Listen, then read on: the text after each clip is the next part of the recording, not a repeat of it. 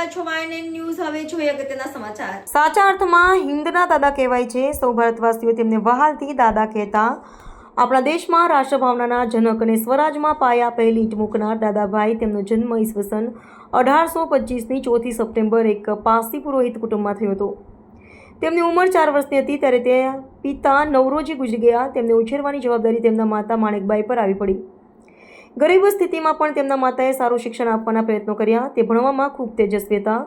ગણિતમાં તો તે એકા હતા. એક વખત નિશાળની પરીક્ષામાં તેમનો મિત્ર ગોખણપટ્ટી કરીને ઇનામ લઈ ગયો, પરંતુ ઇનામ વિતરણ સમારોહમાં જ્યારે પુસ્તક બહારના પ્રશ્નો પૂછવામાં આવ્યા ત્યારે તેમના સિવાય કોઈ વિદ્યાર્થી જવાબ આપી શક્યો નહીં.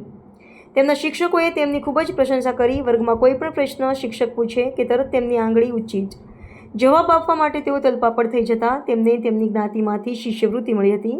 તેમણે મુંબઈમાં અલિફન્સ કોલેજમાં અભ્યાસ કરી. તે જ કોલેજમાં પ્રાધ્યાપકની નોકરી લીધી હતી. તેમણે 2 સંકલ્પ કરેલા: કોઈને અપશબ્દ બોલવો નહીં અને દારૂને ડકવું નહીં. આ સંકલ્પો તેમણે આજીવન પાળ્યા. દાદાભાઈના મનમાં વિચાર આવેલો કે મને જે કંઈ મળ્યું છે તે સમાજને લીધે, અને હું જે કંઈ બની શક્યો છું તે સમાજને લીધે જ બન્યો છું. તેથી મારું જીવન સમાજ સેવામાં સમર્પિત કરી દેવું જોઈએ. આજે દાદાભાઈ નવરોજીની જન્મજયંતિ નિમિત્તે વડોદરા મહાનગરપાલિકા દ્વારા પુષ્પાંજલિનો કાર્યક્રમનું આયોજન કરાયું હતું, જ્યાં પારસી સમાજના લોકો તેમજ મહાનગરપાલિકા શાસક પક્ષના મનોજ પટેલ અને સ્થાનિક કાઉન્સિલરો, વિરોધ પક્ષના નેતા ચંદ્રકાંત શ્રીવાસ્તવ તેમજ પારસી સમાજના લોકોએ દાદાભાઈ નવરોજીને પુષ્પાંજલિ અર્પી હતી. જ્યારે આ પ્રસંગે municipal commissioner, mayor, deputy mayor ઉપસ્થિત ન રહેતા વિરોધ પક્ષના નેતા ચંદ્રકાંત શ્રીવાસ્તવે વેધક સવાલ ઉઠાવ્યા હતા.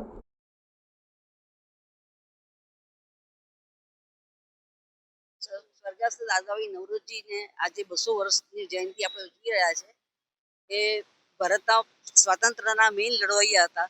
એને આખી કોમને, અમારી કોમને તો ખરું, આખી ઇન્ડિયાની, ભારતની દરેક પ્રજાને પ્રેરિત કર્યું આઝાદીના લડત માટે, જેમાં સયાજીરાવ મહારાજાનો બહુ સપોર્ટ હતો અને બહુ સારી રીતે અમે પાર પાડ્યું અને પીસફુલી પાર પાડ્યું, જેમાં આપણે આજે એના પરિણામે આપણે સ્વતંત્ર ભારતમાં જીવીએ છીએ.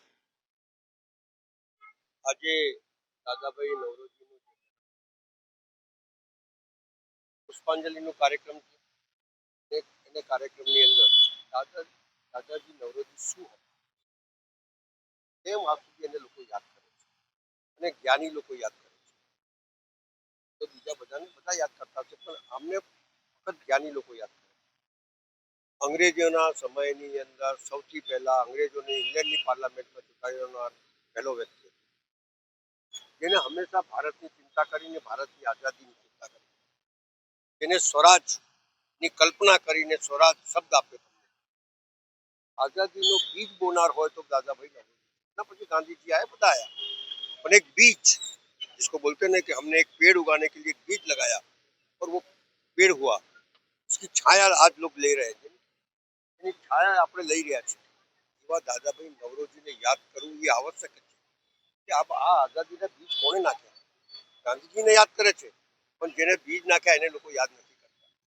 આજે કમનસીબી એ છે કે જેના પુષ્પાંજલિના કાર્યક્રમમાં પ્રથમ નાગરિક અને કમિશનરે આવવું જોઈએ.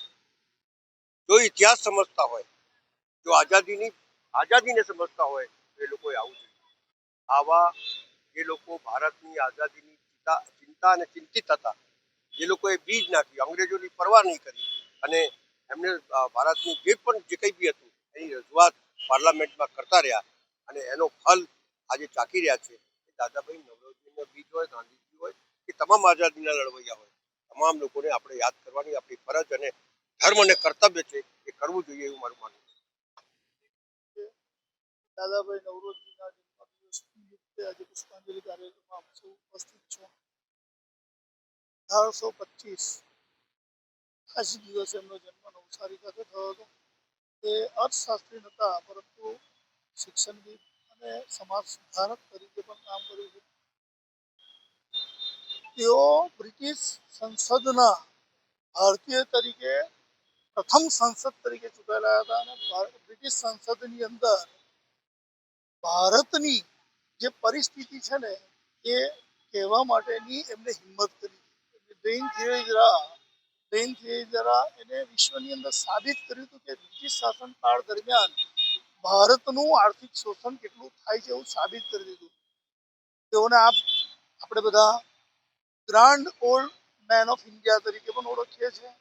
આજે એમના જીવનના આદર્શો, એમની જે પ્રેરણા છે એ ચોક્કસપણે એવું માનતા હતા કે સમાજ સુધારવા માટે આર્થિક રીતે અને સામાજિક ન્યાય તરીકે સમાન ધર્મનો એક સમાજ ઊભો કરવો જોઈએ એવું એ સ્પષ્ટ માનતા હતા. આજે આપણે એમના જીવનની અંદર એમના આદર્શોને પ્રેરણા લઈને જ્યારે ભારત દેશ વિકસિત થઈ રહ્યો છે તો એ વિકાસના કામો છેવાડાના માનવી સુધી પહોંચે એ પ્રમાણેની પ્રેરણા લઈને એવું આપણે કામગીરી કરીએ.